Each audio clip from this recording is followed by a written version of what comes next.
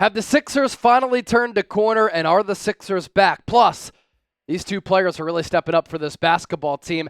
That's what we're talking about on today's Philadelphia 76ers Now by Chat Sports. I'm Chase Sr., and before we get started, we are halfway there to our goal for December of 21,000 subscribers. We're currently sitting at 20,500, 500 people away from that milestone. Things are really going to start to ramp up as you look ahead to the NBA trade deadline. The intensity ratchets up during the NBA season. And if the Sixers keep winning games, things are going to be interesting. So if you want year-round free coverage of the Sixers right here on YouTube, be sure to lock us in and hit that sub button here on the show. So let's begin here. Are the Sixers back? They have been playing much better of late. Have the dark, ominous clouds moved on after hovering over the city of Philadelphia to start this year? Sixers beat the Bulls on Sunday, 108-100 in Joel Embiid's return. And now the Sixers have won 4 of their last 5. And they were led by Tyrese Maxey and Joel Embiid. What's frustrating, or at least confusing, Joel Embiid was incredible in that game.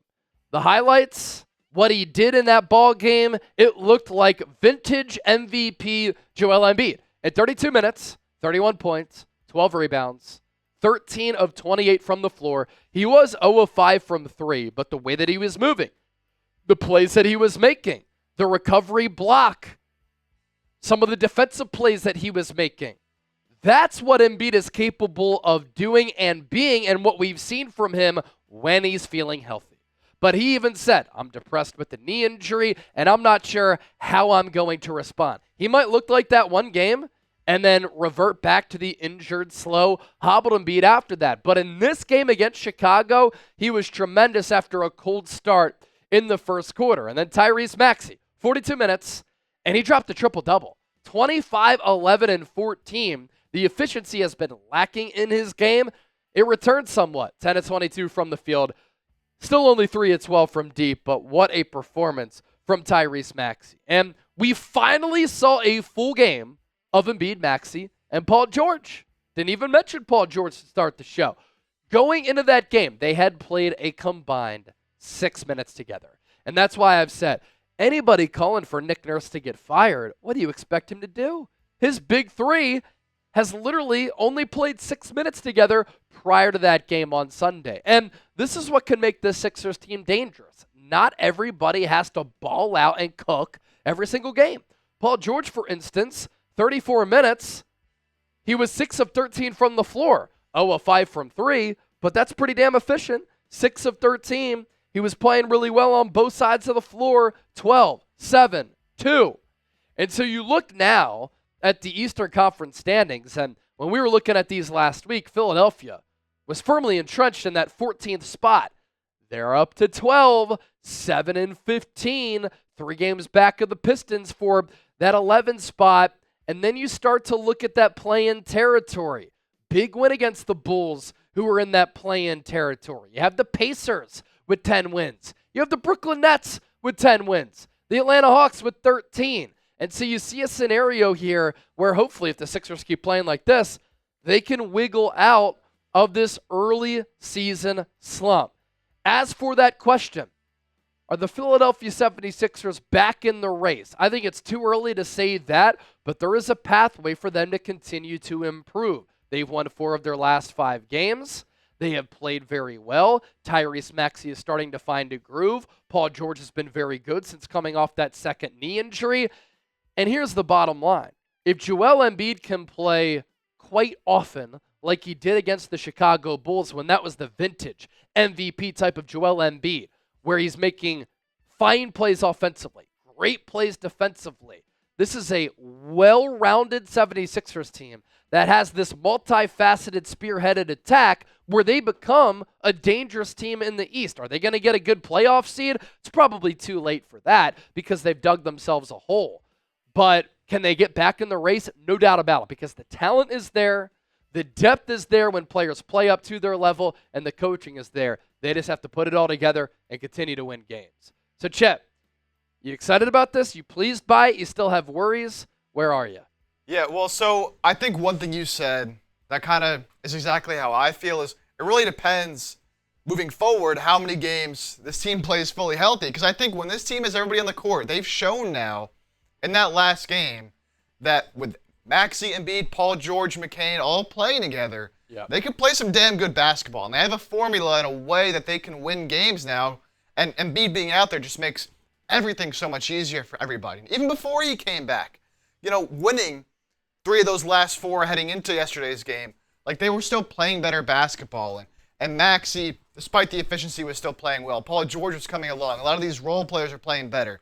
They've been putting it together now. So, to me, if we can see Embiid and Paul George stay healthy moving forward, I think they can win at least, 3 out of every 5, if not 4 out of every 5 games moving forward. And if you just keep doing that, you can keep rising the standings again because the East is so bad, right? Yeah. Only a few games out of being in the play-in, and then just a few games out of being in a playoff spot. So you put a little win streak together, then you're really right back in it as we start to head into January, February, move close to that trade deadline. But again, it all depends on if Embiid can stay healthy because, again, he said it's not really an active injury he's dealing with. It's the swelling and the pain that can just keep randomly keep popping up because of all these surgeries he's had. So it's unpredictable. That's the unfortunate part of this. We don't really know, but we can just hope and pray that he gets healthy. Sixers don't play again until Friday, so I imagine he plays in that game. If not, that'd be a disaster.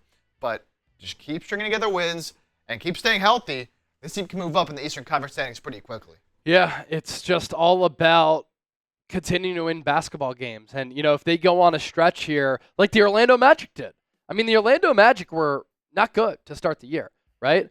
And then they went on this run where they won like 9 of 10, 10 of 11, something in that range before losing to the Sixers the other night. Now Franz Wagner out with that torn oblique.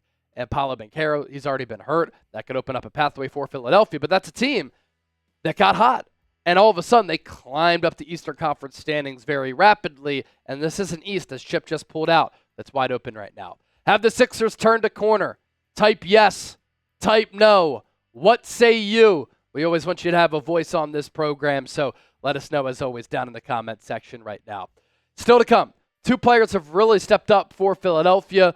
Who are those 2 players? We're going to get into that next, so stay tuned for that. Keep hanging out here with us. In the meantime, sign up with GameTime. Download the app, create an account, use the code CHATSPORTS, CHATSPORTS, and when you do that, you get $20 off. Terms apply, first purchase only. The best app in the ticketing marketplace, best seats at the lowest price guaranteed. If you're like me over the weekend, watching a lot of NFL football, watching a lot of college football, so cool to see the environments there. When the Sixers playoffs come around, it just gets lit at the Wells Fargo Center. If you want to be a part of that environment, go to some of these games, home or away.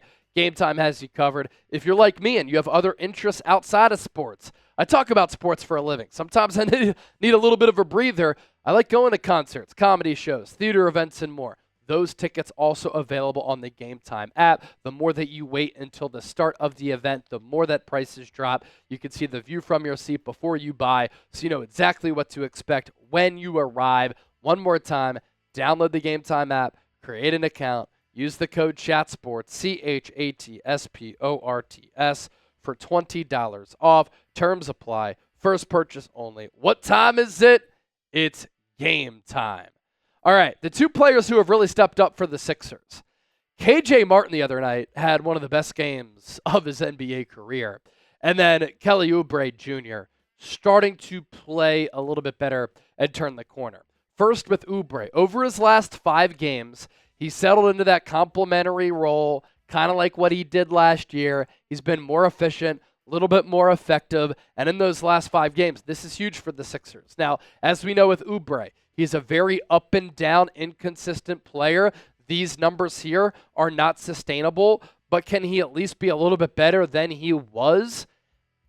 Last 5 games, 13.5 points, 6.4 rebounds, and so he's active in a couple of different areas. He's shooting 53.3% from the floor, 56.5% from 3, and speaking of him being a good, well-rounded player, 2 steals per game. This is a player, I think, who greatly benefits from Joel Embiid being back because he needs a little bit more space and less attention kind of everywhere, and when he gets that, the game just comes a little bit more naturally to him. And with Joel Embiid coming back, we've seen Kelly Oubre play a little bit better both in that game against Chicago, but also last year when Embiid was on the floor. And then KJ, how about KJ Martin? Showing some signs. Finally starting to channel his athleticism to attack the basket and the boards. And good on Nick Nurse for giving him some playing time because he needed to make some changes with that rotation because his rotation patterns were not working. They were not effective. Last 5 games for Martin, 13 points, 3.5 rebounds, 71% from the floor, and the three-point shot still a little bit lacking there. And, it's never fantastic, and you got to live with that. But what the Sixers kind of need is a little bit of athleticism, a guy who will crash the glass and take down some rebounds, a player who will give you some defensive energy. And we saw that especially in that game against Orlando when he dropped those 20 points on 9 of 10 shooting, and he was 1 of 2 from 3. So if he can continue to build his value, could either be valuable to the Sixers or be a valuable trade piece this year if another team looks at a player like that and they're saying, wow, he's actually playing pretty well. So he's gone from being DNP'd a few times earlier this year to hopefully, because the Sixers need athleticism, being a member of the Sixers rotation chip. Yeah, both of these guys, it's so big that they're starting to come along. Oubre especially, we talked about a few weeks ago as a player who, look, if he didn't start to play better, he's a guy with a salary the Sixers could, dangle in trade talks. But luckily, since then, he's been a lot better. I think when he has the full supporting cast around him, Maxey, Paul George, Embiid, he doesn't have to do so much off the dribble. He can get more open looks. He can just focus more on, using his athleticism, cutting to the basket, running in transition instead of here you go, Oubre, trying to do something off the dribble, get to that mid-range, which he can still do a little bit, but I think he's at his best, when he's the 4th option on the floor, get open looks, less attention on him, and focus more on the defensive side of the ball, which I think has helped him be able to spend more energy on that end over these last 5 games where the Sixers are 4-1.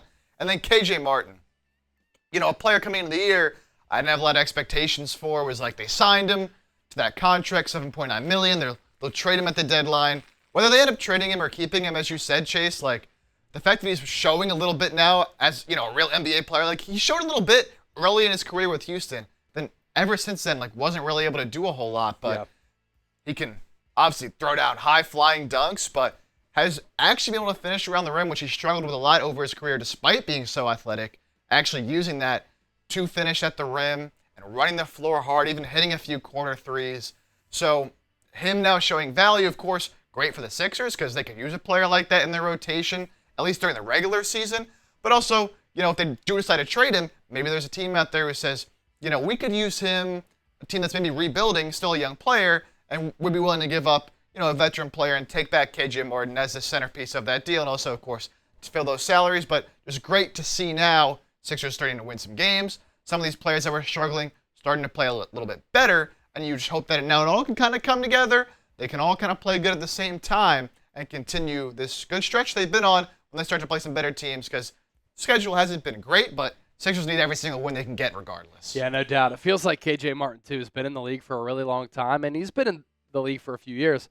Still only 23 years old.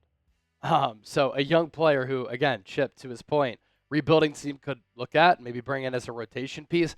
I think he's good enough, athletic enough, active enough, skilled enough to be a rotational piece for a solid team across the NBA. If not, Philadelphia 76ers. Do us a favor, give us a follow on Instagram at 76ersNowIG. Always posting additional Sixers content on that social media page.